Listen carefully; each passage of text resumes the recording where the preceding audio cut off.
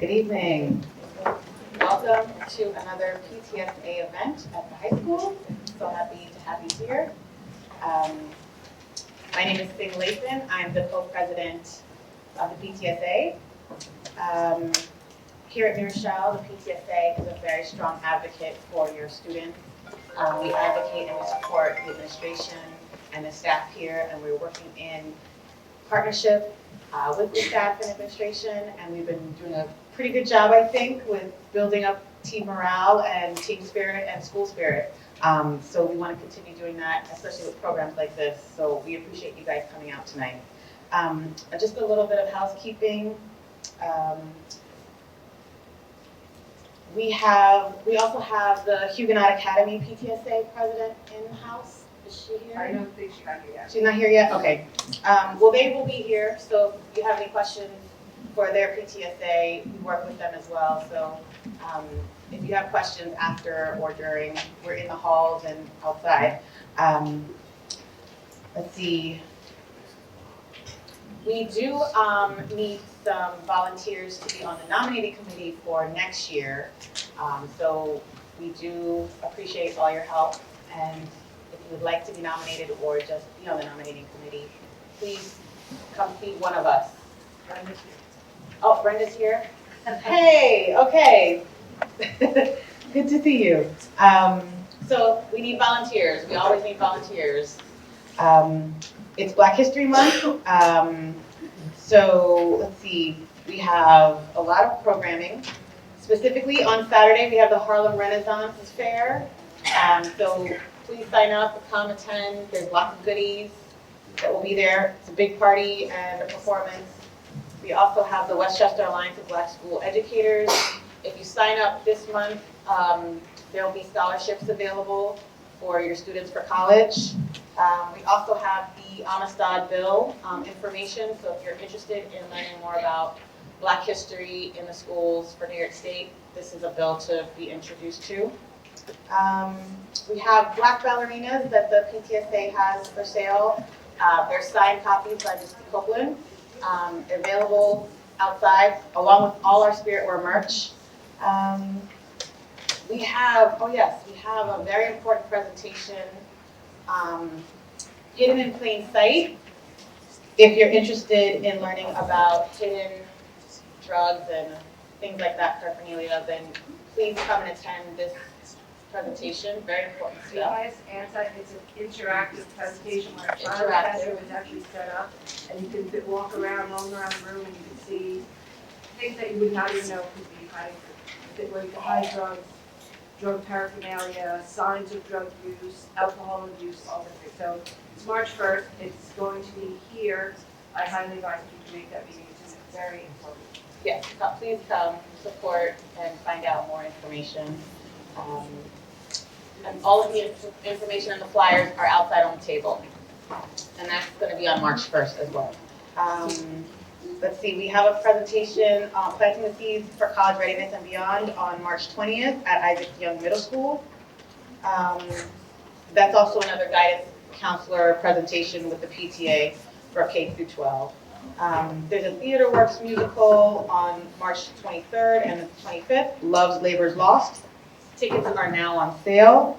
That's going to be an amazing show. Please support the students.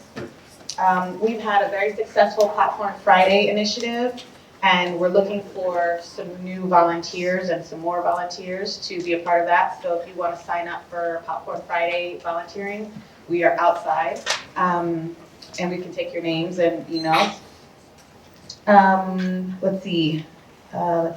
In the works, we have Friday Hoop Nights events, which is going to be really exciting. It's a tournament, spectacular spectator event with concessions and hopefully teacher, staff, teams as well. We're still working out the details, but we're working on that date for you. We have a spring color fun run coming up for ninth graders as an icebreaker. And we're also working with the PAVE on a memorial for Aaron Davis, class of 2020, who tragically passed away last November. He was very active in the PAVE community, so we're putting together some type of programming for that. Treasurer's report, let me read this here. Treasurer's report. To date, membership, we have 157 members that brought in $2,085. The Popcorn Friday Kernels project to date has brought in $1,633.37. We had the Thanksgiving Drive that brought in $2,561 in donations. And Spiritware has brought in $1,345 to date. So that is very exciting and promising. I'm going to kick it over to our membership committee. Okay, I'll go to the front. Okay. Good evening. I want to invite you to join the PTSA. I'll pass this around so you can scan this from your seats tonight. And there's lots of great reasons to join the PTSA. They support so many amazing programs. Like a lot of what makes New Rochelle High School awesome is PTSA sponsored things, programs, presentations, awards for students. And when you join, you get to be a part of making New Rochelle High School better for students and teachers and the whole community. And I think that's a pretty worthwhile cause. You can also, whether you join or not, you can volunteer. Guys and girls, men and women can volunteer. I happen to know a man who volunteered with the popcorn. He had a couple hours that he could squeeze out of his schedule on a Friday morning, and he got to use his tasting skill to make sure that the popcorn had just the right amount of saltiness. So, lots of skills that you can put towards lots of good causes. For me, I feel like I'm always a little bit out of the loop, and I'm like trying so hard to understand what's going on with my kids and what I need to do as a good parent. And the PTSA has been a huge link for me to get that information so that I can know what I'm supposed to be doing to support my kids and to support my community. So lots of great reasons to join the PTSA. You can scan this QR code during the meeting. You can stop at the merch table on the way out, and you can scan it there as well. So thanks. She's great. Also, this week is National School Counselors Week, and we're very excited that the PTSA wants to express our appreciation to our guidance counselors, especially during this busy time, this busy month, for all of their hard work and bringing all of the information to our students and our parents. So we thank you. Yes, thank you. It's really, really hard. And putting all these programming together, it's really great to have them partnering with us. So because of that, we are providing pizza tomorrow to all the counselors in school, just to show our appreciation. So without further ado, I'd like to introduce you to the Director of Counseling and Guidance, Ms. Leah Freitas.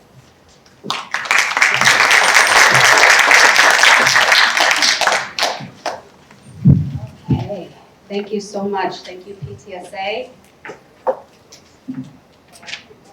Oh, okay, I think I said I'm stuck here. Thank you so much for being here this evening. Again, my name is Leah Lugovina Freitas. I'm the Director of Guidance. I've been here, I think, now 5 months, and I feel like I've been here longer. And it's been a wonderful journey so far, and there's a lot that I'm learning. And I am very, very thankful to be working with a wonderful group of school counselors. There's a lot of them in this district. We have now 31 school counselors, which really speaks to the district's value of this position. And happy National School Counselors Week. Tonight, I have with me Mr. Joe Zimmerman, who is trying to troubleshoot and get us onto Naviance. Thank you very much for being here. I have Ms. Gomez, Maria Gomez. I have Ms. Claire Mayer. And I have Ms. Rachel Cornelius, who is our house principal for 1 more day, 2 more days in House 2. And she will be leaving us, unfortunately, and going to Isaac. So congratulations. Again, I've only been here 5 months, but Ms. Cornelius has been a tremendous support to me in my new position, and I am already feeling a loss. But I will come visit you for sure. So what are you going to come away with this evening? So at the end of this presentation, you will know what to consider during the college exploration process, which I'm hoping many of you have already started. The beginning steps to take before applying to college, the types of applications that are available to you, understanding the importance of making this a reflective process rather than a task-driven process. And what do I mean by that? Find that families, students often make decisions based on what they hear from other people and really don't look at their own journey, their own experiences, do enough self-exploration, which we promote through our Naviance program, to really figure out what is it that speaks to them, that is their passion. So trying to really use this process as a opportunity to learn more about yourself. How do we do this? Completing self-assessments in Naviance, they're very helpful. Ms. Gomez is charged this evening with demonstrating Naviance, finding the right fit. Types of admission plans you will use. Admission plans are really about deadlines, so anything from early decision, early action, rolling, regular decision, and Mr. Zimmerman will be going through those, I believe. Why you're more than your test scores, why this is really a holistic approach to getting into colleges. It's not just about what's on paper. There's so much more to this process than that. And then looking at some post-secondary options other than college, right? So we know that not all of our students are going to go directly to college. There are a lot of other things that students can do, such as employment, which is what I did after high school. I took 4 years off before I went to college, although that was 100 years ago. That I was a person, here I am now talking about this, that was not ready to go to college after high school. Hard to believe, I know. And also military options and vocational training. So there's a lot out there other than necessarily a 4-year or 2-year college.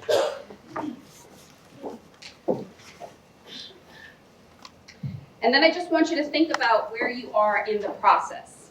So here's a little checklist. So has your student completed in Naviance any of these assessments? The Career Cluster Finder, which we will be doing with our 9th graders, Career Interest Profile, which we just did with our 10th graders, Strengths Explorer. And again, Ms. Gomez is going to go through all that. Have you started researching colleges? I was going to ask for a show of hands, but I'm not going to put you on the spot.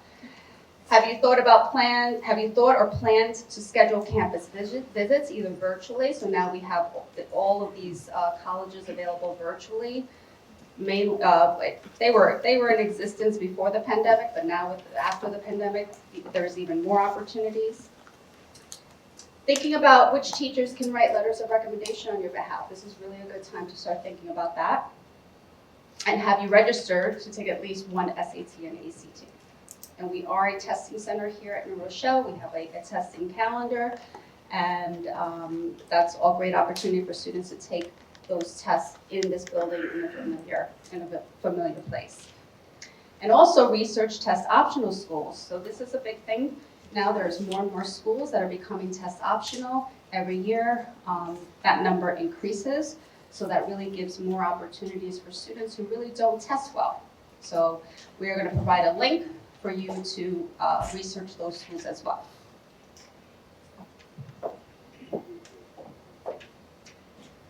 And I'm going to bring up Ms. Gomez, the Naviance guru in the house. Here we go. Thank you. Okay, good evening, everyone. Thank you for joining us tonight. So I'm going to be sharing with you information about Naviance. So, to Mrs. Freitas' point, self-exploration, self-discovery is super important in this process.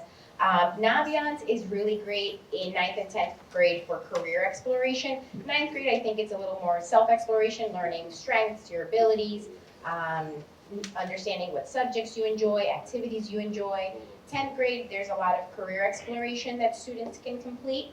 And in 11th grade, we really stress the importance of college exploration. So I know that every time I show this in a junior meeting, Parents are always like, wow, I wish I would have had this when I was growing up, because it really is such a great tool that gives you access to pretty much all the information you need about just about any college. And in addition to that, it really helps you to match your child to schools that really fit for them based on specific factors, and I'll show you what some of those factors are. And also it really helps to sort of distinguish colleges amongst, again, factors that are important to you, but also the majors you're interested in and your grades, right? So I'm going to sort of go through all of that. I'm going to show you. So this is what your son or daughter's account would look like. So self-discovery, thank you. All right. She's never gonna do this for me, ever. So under self-discovery, there are several assessments that students can complete. And we wouldn't say that these are grade specific.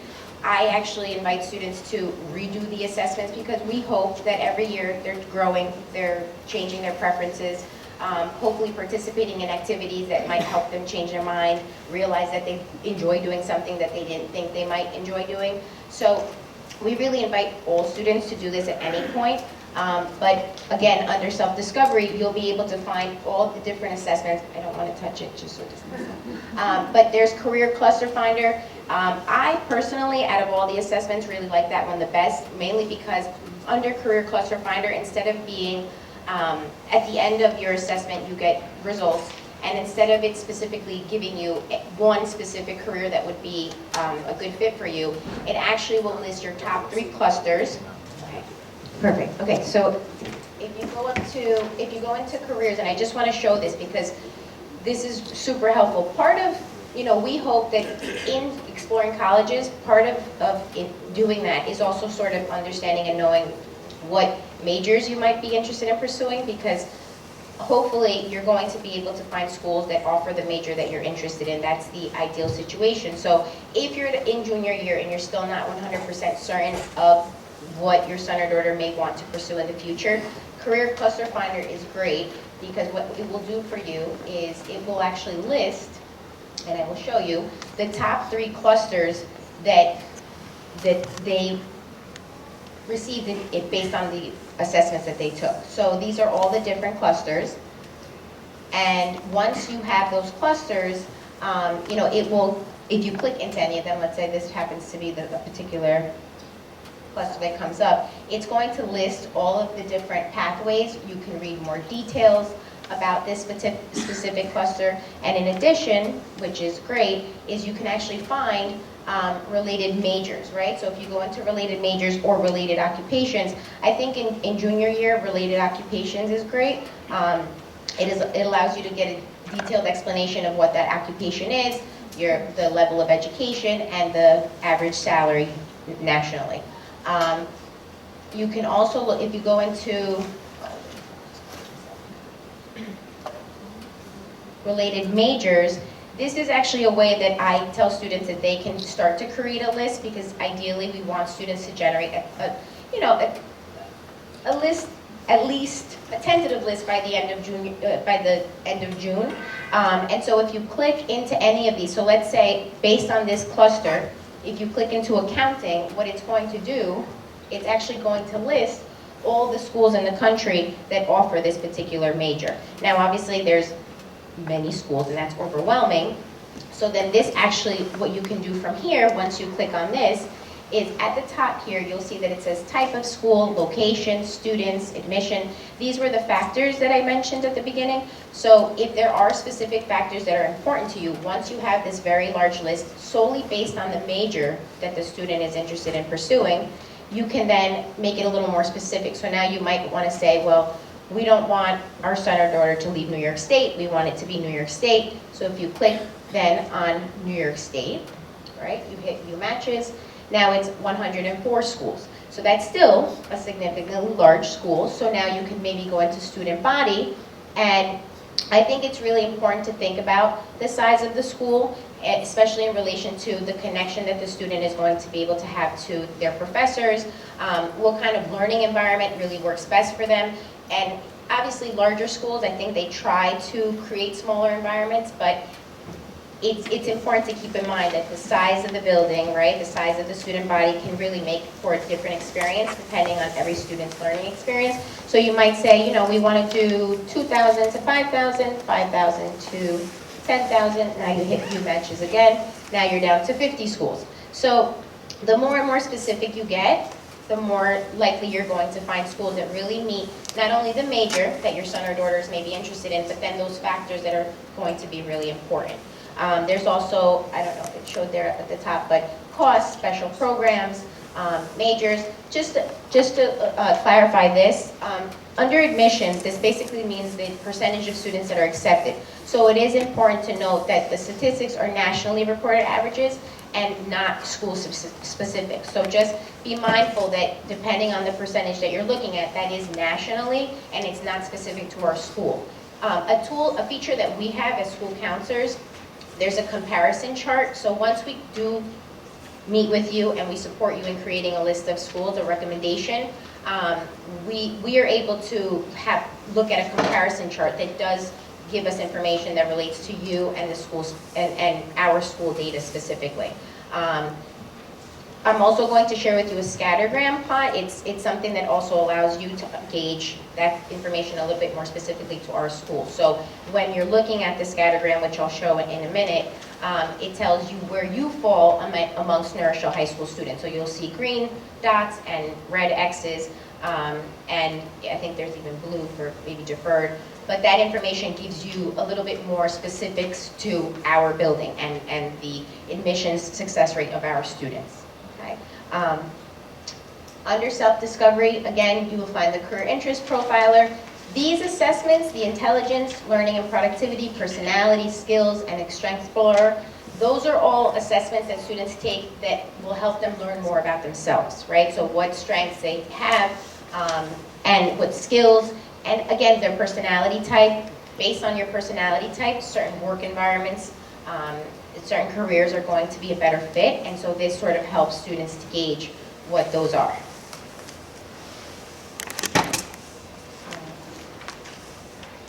Under colleges, so the way that I like to break down the colleges tab, this section is really to explore colleges. It links you directly to colleges that may be a good fit for you. Research colleges, this is also more specifically while you're exploring. Typically when I meet with families, when I make the list of colleges that I'm recommending based on our meeting, those schools can typically be found under colleges I'm applying to. It's just a tentative list, it's a formal location where you can find schools that the counselor may be recommending or students are thinking about.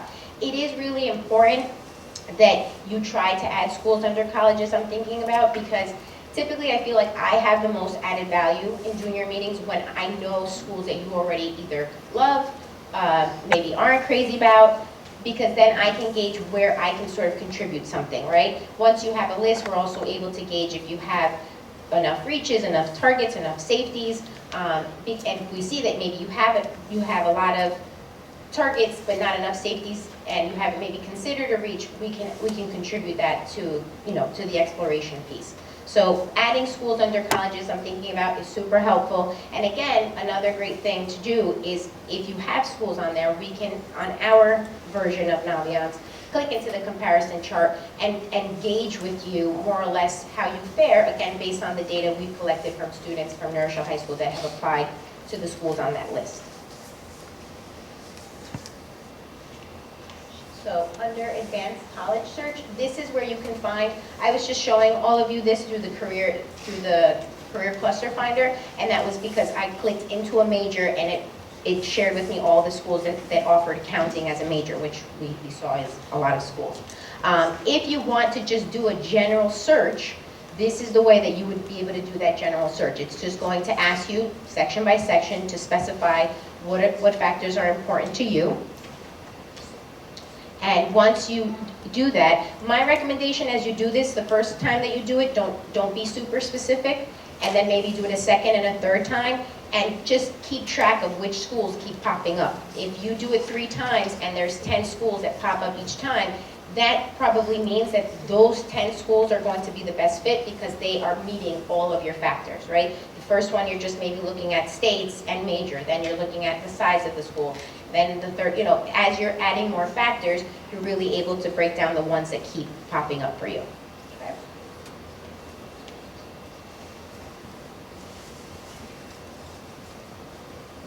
Okay. So the super college match, these are all, those two features allow you to connect to schools. And so it'll tell you here, you match the profile of students at this. So you have to create colleges, there's these features up here, colleges looking for students like you. We do input GPA into Naviance. So based on the GPA, some of the information that's shared with you or links you to specific schools is based on that. There's colleges other students like, and colleges that have accepted students like you. So this just gives you information. Now the great thing is, at any point when any school name pops up, if you click into it, so Adelphi University, for example, all the information about this school will pop up on the screen for you. Now, Ms. Freitas had mentioned that one of the greatest features about Naviance is we understand that visiting every school is not always possible. It can be costly and timely. Most schools in Naviance offer the virtual tour feature. So if you go into the virtual tour feature, it actually allows you to tour any school that's on here.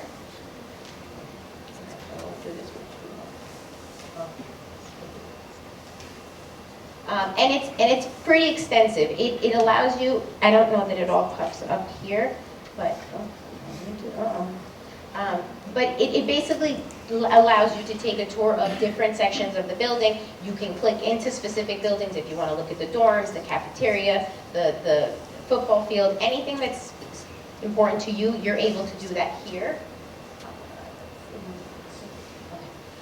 You can also look at, so the overview of the school. Something that's really important to look at, which Naviance provides you with, is the graduation rate. I always say that's a really great way to gauge, right, if you're looking at a school that has a very strong program. So that information is right here for you.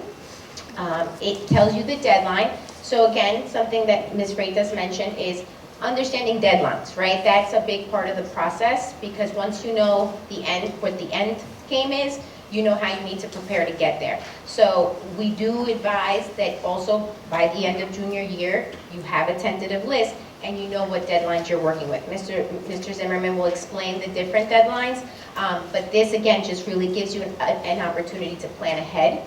And here again, it just gives you lots of information about the school.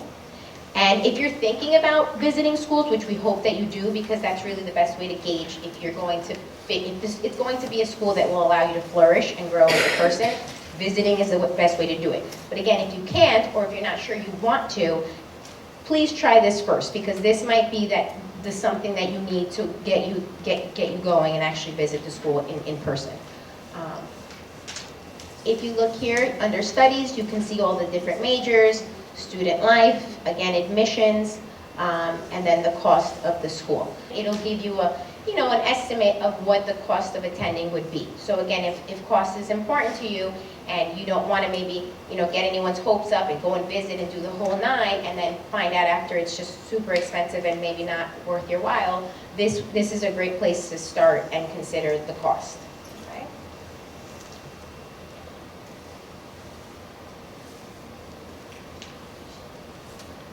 So under scattergrams, so again, we're going to look at, what did we say?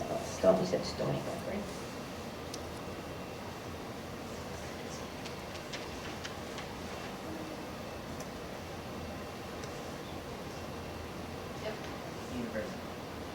Which one? The second. Okay. So this scattergram, as we mentioned, really gives you the opportunity to understand. I really want to say this because I feel like every autobiography I read, The story is that the counselor told someone that they couldn't get into a college. And that is not true, at least not anymore. We do not, I feel very comfortable and confident saying that no one here tells anyone that you shouldn't apply or you can't get in. I certainly know that, we speak based on data. So if we say a school is a reach school, it's because based on the data, you may fall somewhere here. Right? So that's a reach school. That doesn't mean that we don't think you can get in or that you shouldn't apply. It is ultimately your decision. It is also the admissions people who decide if you are accepted or not. So if we say that a school is a target school, you may fall more around this area, right? And if you fall in this area, we would say it's a safety school. So this allows you to begin sort of gauging what schools are going to be reach schools, what schools are going to be target schools, and what schools are going to be safety schools. We've met with juniors earlier on in the year, and we also explained to them what factors colleges are considering. Not every school follows the same admissions review process, but there are certain factors that are very important. And so based on those factors, schools are going to make their decisions. And our role is to support you in having a balanced list of schools. If we meet and as the school year progresses, senior year comes around, if we see that you have a list of schools with too many reaches, our responsibility is to inform you and then share with you, we believe you should have more targets and some safeties. I always say you should also have financial safeties, right? Because we never know what can happen in a given year, and income and finances can change, so it's always really smart to have financial safeties, and that might take the shape of a CUNY or a SUNY. But it's important to have a balanced list. And so Naviance not only helps you to create that list, help you to learn more about yourself, help connect you to specific colleges, specific majors, but it also helps you to gauge, and ensure that you have a comprehensive list of schools that you'll be applying to, and that, you get more yeses than no. That's always our goal. All right, and that's pretty much it. If you have any questions about Naviance, parents can also have access to Naviance if you would like. If your son or daughter, their version of it is exactly the same, but if you want access to it, we can add parents to the account. So if you want us to add you, just email your son or daughter's counselor, and we can add you so that you have your own login information, okay? She didn't even go to the store when we went to Temple. She said, I'm absolutely not going here. Let me tell you, she went to Temple, she graduated with her master's degree, she is an architect right now, and she did not come back from Temple, she is in Philadelphia living there. And, okay, so she's an architect and she's an assistant coach at Temple University for the cheer team. So that's just a little story about my daughter, and kind of starting early because it was a program that she did at Albert Leonard that made her decide she wanted to be an architect. And it didn't matter how much I tried to steer her towards engineering, something that was going to pay her more, she was going to be an architect, and she is an architect. And she's still doing her passion, which is cheer coaching as an assistant coach at Temple University also. So anyway, that's just a story to start early, start looking, hopefully get an idea of what your child wants to do. I have another story. My son went to Iowa Prep. He went to Iowa Prep. He took a different route. He did go to college, then decided that's not for him. And then he went into the Army. And now he's trucking across the entire nation. So no matter what your children decide, they're going to be okay. So just go with it. They're going to be okay. Okay, you might struggle trying to accept it, but they are going to be okay and they're going to find their way. All right, so progress reports. Your child should have already received 2 progress reports, 2 report cards at this point, and very soon they're going to be getting a 3rd progress report.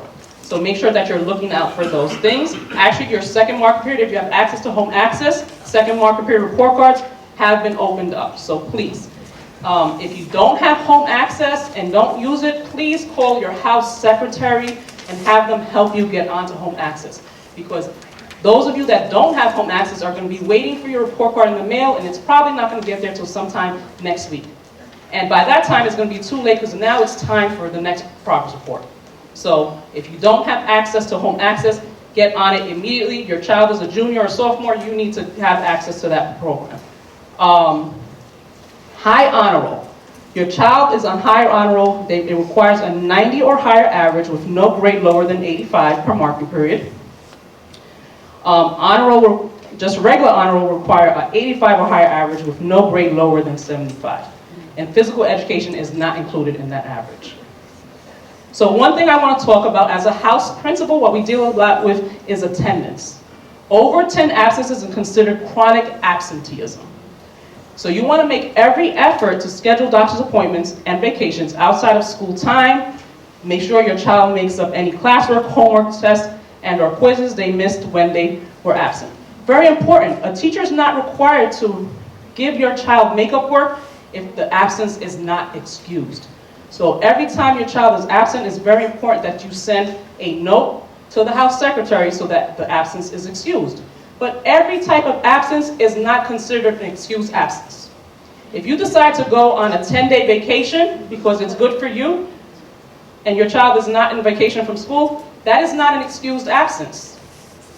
Vacations are not excused absence. So there's absences that are considered excused, so that's like if your child is sick and you send a note because they were sick, your child has a doctor's appointment, you bring a doctor's note. Absences like that are considered excused absences. Things where you just decided to take a vacation, so that's what I'm saying. But besides that, the best way for your child to learn is to be in class. Because no matter what you're sending, no matter if you're saying it's excused, not being in class, you're not going to get the same. Even if you make up the work, you're not getting the same type of presentation, the lesson from the teacher if you're not in class. Now, I'll say that there are some kids that they are so bright that they don't need the teacher. They'll read the book, they'll find some videos online, and they'll be okay. But that is a unique child. So please, make every single effort to have your child in school every day. And of course, there's times that you can't, but over 10 absences is excessive.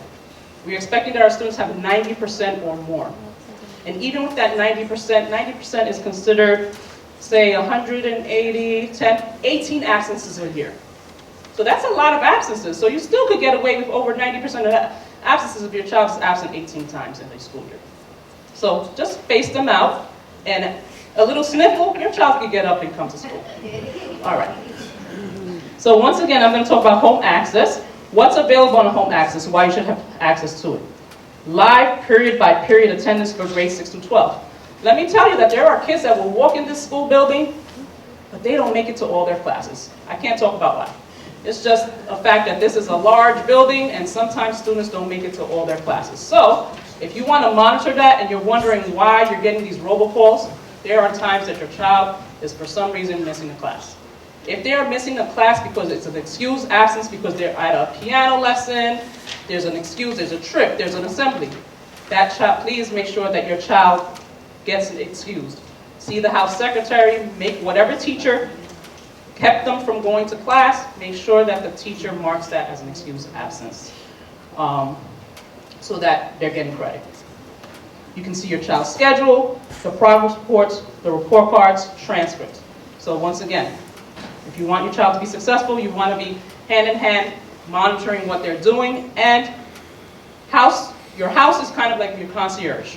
These counselors here work very hard, and I can tell you that from being a parent and then moving on to being a house principal and assistant principal that I've been here for the last 4 years, these counselors, for the caseloads that they have, they really know your child. So make sure you're using the resource of your counselor, your house principal, house secretary, the whole entire team. We are working to make sure that your child is going to succeed and be the best student that they can be, but we have to work as a team. So anytime you need anything, the best way, it's hard to call because everybody's busy. So if you're expecting to get somebody on the phone, the best way is to email. So I would say if you need something for a counselor, a house principal, whatever it is, try to call. But the best way is to email, because we will get back to you either in writing or we will call you back. But it's very hard when you're trying to call and we're running around after students all day. Okay? And I'm here, yes, my last day is Friday, but I have made a commitment that I would be here, so I honor my commitments.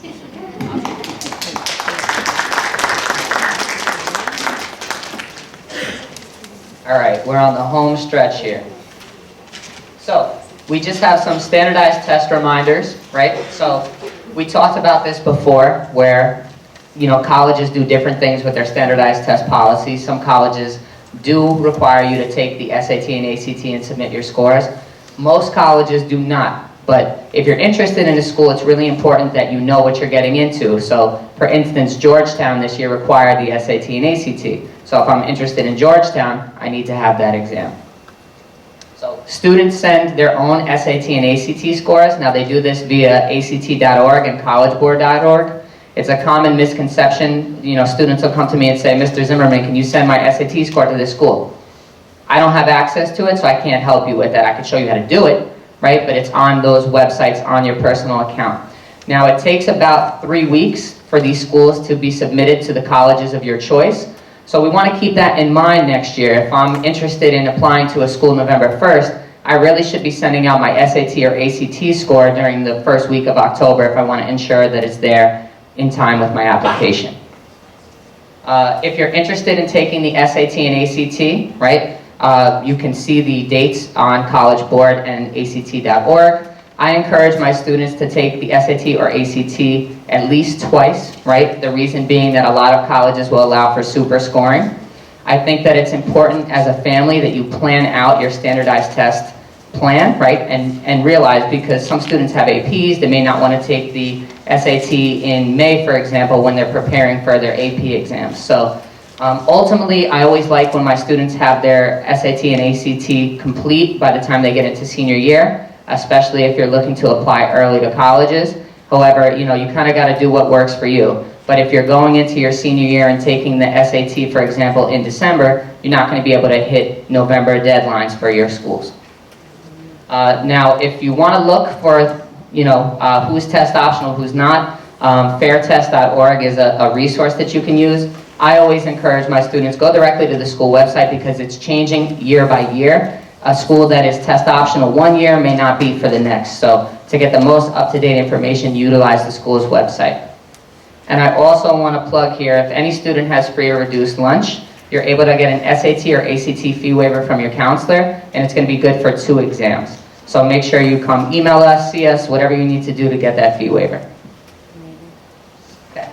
Now, types of admissions plans. So this can get a little bit tricky. It's important to have an understanding of what these terms mean. Every college does their own thing, right? So they're going to have a combination of these terms to build their admissions plan. Every college is going to set their own dates, right? So if I take early decision, for example, at Duke University this year, early decision, your application was due November 1st.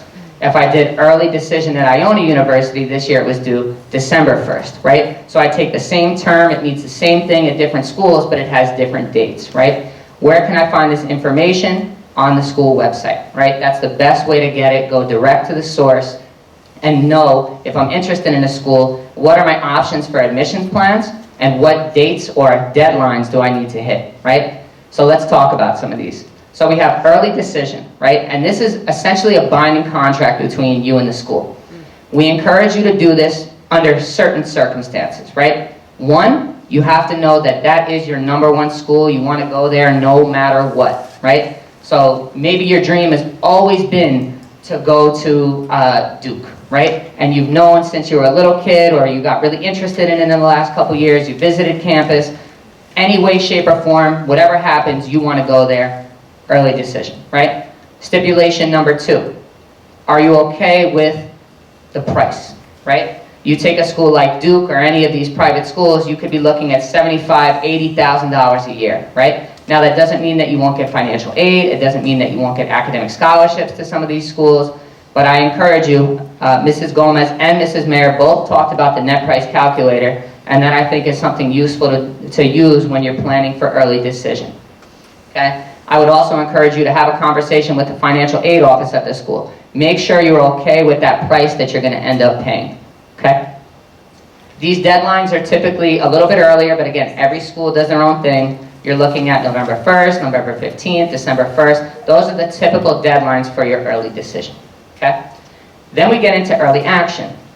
Now, early action, I really like. You apply early, and you hear back early. It gives you more time to make your college decision, right?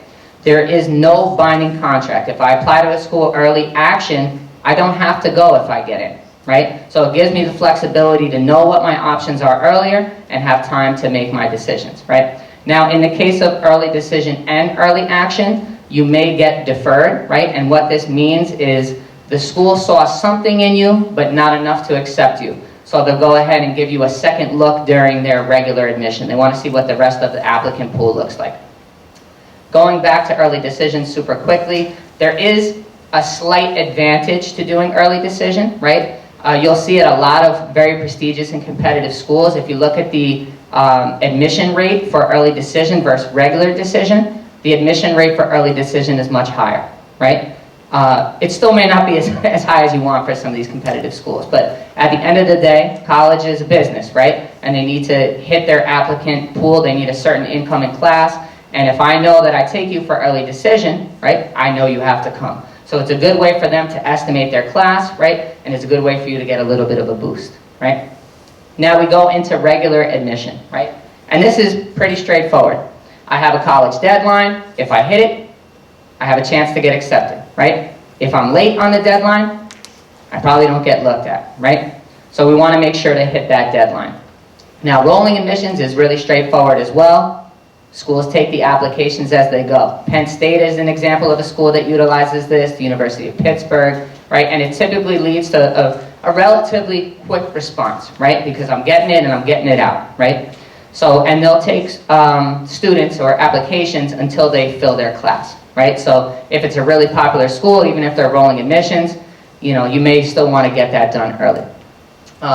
Really the only way that I've seen, you know, in terms of like students waiting for the regular admission is that if you're a little bit slower into the college process, right, it's taking you some time to get things together, right? Or you feel like your application really will be bolstered with a little bit more time. So that's the times maybe you want your senior year grades to be more of a factor in the mix, and you know, that's some of the reasons why some of my students have held off on applying early, okay? Now again, just to emphasize here, schools do a combination of these things. I'll use Iona University again for an example. Iona University had early decision, they had early action, and they had regular, right? So schools can pick and choose from these admissions plans to create their overall admissions plan. Okay. Now types of applications. So there are a bunch. I'm big on bang for your buck in terms of time. A lot of my students use the Common Application. It's accepted by over 1,000 colleges at this point. So that's the one that I see most used. But we have some other examples here. It's the Common Black College Application for some HBCUs. You have the CUNY application, City University of New York, the SUNY. Now CUNY schools are exclusively on the CUNY. So if you're interested in those, you will be using that application. All of the four-year SUNY schools currently are on the Common App, so you don't have to use that. Then you have the coalition and then institutional applications. These are the school's own application.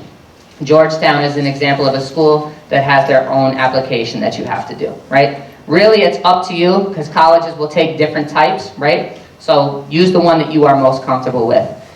You can get a fee waiver for these depending on your family's income. I find the Common App to be really easy in terms of their fee waiver. If you have free or reduced lunch, your counselor is able, you click it on the application and your counselor verifies. Okay. NCAA eligibility. So for those of you that are interested in playing Division I and Division II athletics, you may be interested in playing Division III, but they don't have the same eligibility requirements, right? You just have to get into that school for Division III academically, and they don't offer athletic scholarships, okay? So D1 and D2. They both have slightly different academic requirements, but both require 16 core courses. You're looking at English, math, social studies, science, foreign language is typically approved. We have a couple other classes that are approved, psychology, philosophy, to name some. Again, a little bit different for D1 and D2 as to which of the subjects you have to hit. They calculate GPA differently than we do, right? We saw an example transcript. The NCAA does not do it that way. So anywhere from a 90 to 100 in an NCAA-approved class, you're looking at a 4.0, 80 to 89, 3.0, 70 to 79, 2.0, 65 to 69, 1.0, right? And you're not doing that as a total, like, okay, what's my average, then I'm converting it to that. You're converting each individual NCAA-approved class in that capacity, and then you're doing the overall average. You need a 2.3 GPA for Division I, 2.2 for Division II.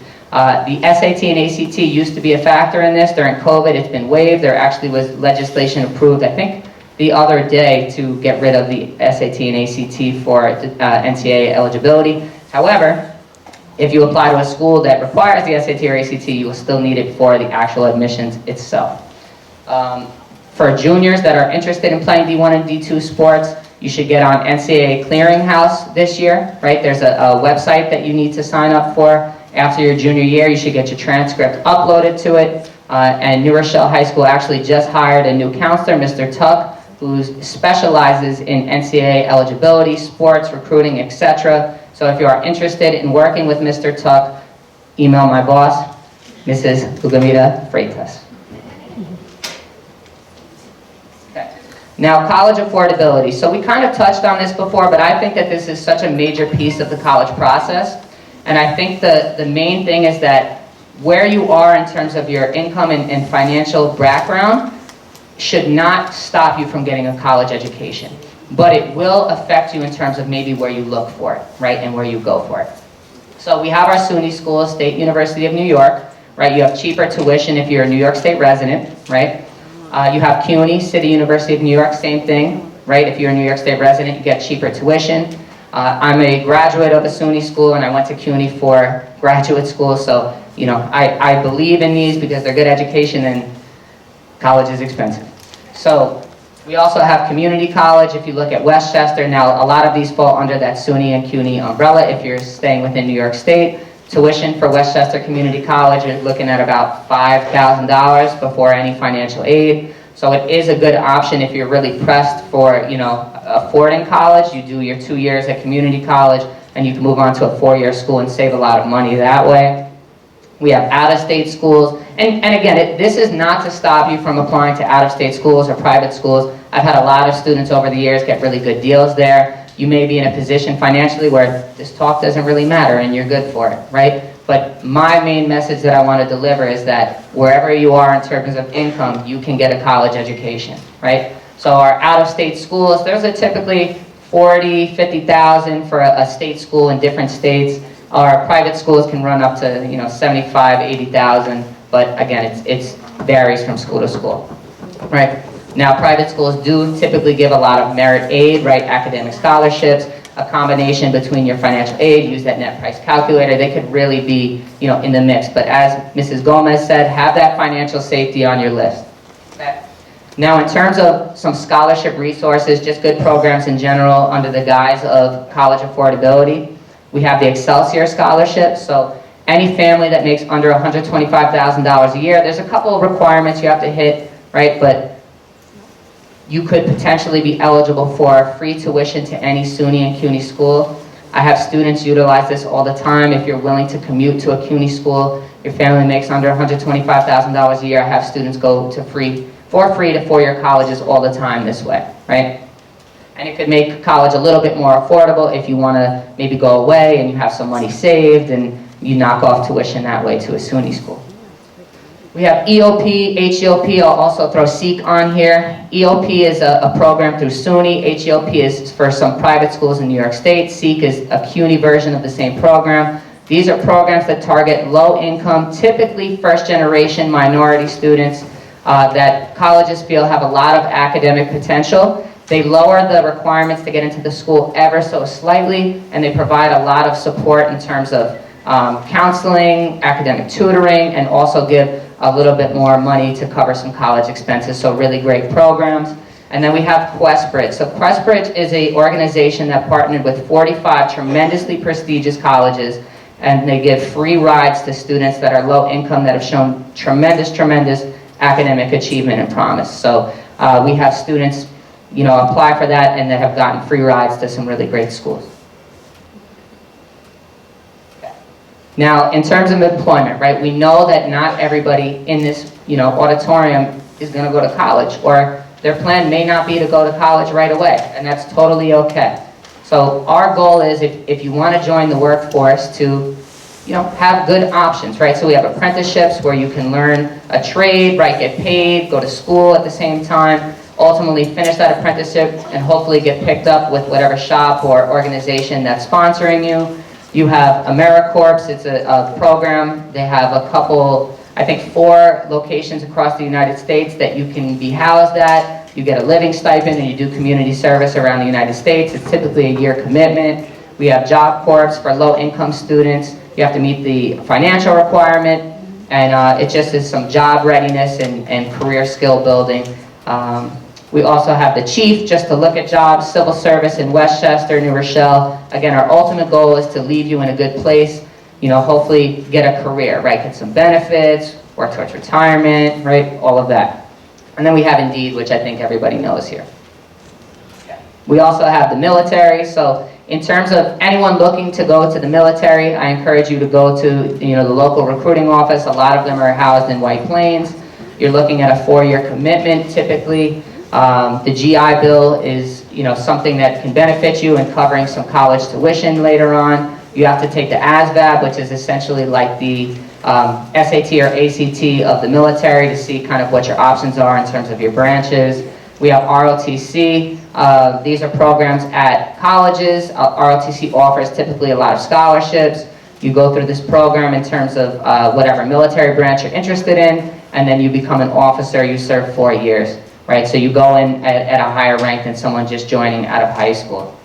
We also have some of the military academies, such as West Point. Now, their college application process works a little bit differently. You should start that your junior year. You put in an application. You have to get nominated by a congressman, a senator, or the vice president. Good luck, right? And then you do a physical test, and then an interview, and there's a couple parts, but that starts now, so if you're interested in that, make sure to let your counselor know. And then summing this up here, last slide, everybody. So, we have junior conferences, right, and what these are meetings between you and your counselor, right, so parents, guardians, student, counselor all get together and we discuss what are we doing after high school, right, and a lot of times that is walking you through the college process. But we can definitely talk about other things at this meeting. We go from A to Z. We talk about all this admissions plan stuff, the type of application, deadlines. You'll get a huge packet from us with a lot of information. But we really do try to break down this really difficult process as simply as we can, right? Because we know, and just this is some advice for students out here, just embrace the process, right? When I have students that are really hesitant, it really drags out for them, right? But when you jump in, right, and just start going, and embrace it and have fun with it, you're going to have really great results, right? So we should start those probably after scheduling. So, you know, sometime in the spring you'll get contacted by your student counselor and we'll get going with that. We have a college fair and a college night. So college fair, you know, students can go around and talk to, you know, different reps from colleges. The college night, we put together panels. Really, really great opportunity to hear from colleges directly as to what they're looking for in applicants and just hear about some different schools. In terms of senior year, right, we're going to be scheduling really soon. I think we start, don't quote me on this, but I think we start with our rising juniors around March 1st or so, first week of March.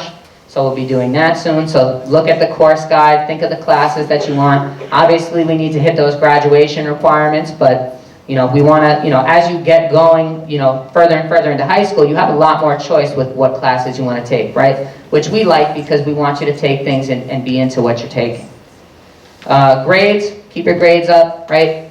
At the end of junior year, your GPA will be calculated, and that's what's going to colleges, right? It doesn't mean that your grades are not important senior year, because they will get sent your mid-year report, and colleges will also see what classes you're taking senior year, so we want to keep those grades up. In terms of extracurricular activities, again, colleges want to see you do things that you're passionate about, right? It could be community service. Colleges love that, like Mrs. Mayer said, right? But my things for students is whatever you like, find ways to get extracurricular activities in it, right? You like playing basketball, go coach a little kids team, right? Go play on a team, right? Do things that you like and get your extracurricular activities out of it that way, and make sure to find leadership opportunities in what you like. Summer. Productive summer is definitely important. Again, embrace this college process. You should be writing your college essay over the summer. You should be going on college visits. You should be working on your applications. You should be coming in with an idea of what we're doing with this college process by the time you meet with your counselor at the start of senior year. You should have a list that's essentially finalized or finalized, right? Your counselor can look it over, we can give you our opinions, but that is your responsibility to bring in, right?